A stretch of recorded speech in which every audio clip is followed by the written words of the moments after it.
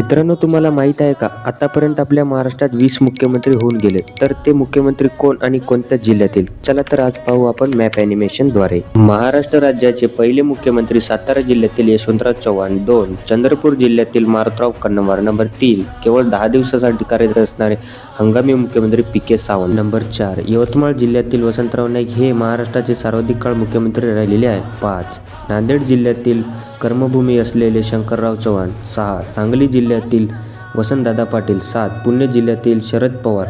8. रायगड जिल्ह्यातील ए.आर. अंतुले. 9. सातारा जिल्ह्यातील बाबासाहेब भोसले. 10. लातूर जिल्ह्याचे शिवाजीराव पाटील. 11. यवतमाळ जिल्ह्यातील सुधाकर नाईक. 12.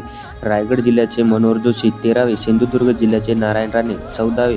लातूर जिल्ह्याचे विलासराव देशमुख. 15. सोलापूर जिल्ह्याचे सुशीलकुमार शिंदे. 16. नांदेड जिल्ह्याचे अशोकराव चव्हाण, जे की माजी मुख्यमंत्री शंकरराव चव्हाण यांचे पुत्र आहेत. 17. सातारा जिल्ह्याचे पृथ्वीराज चव्हाण.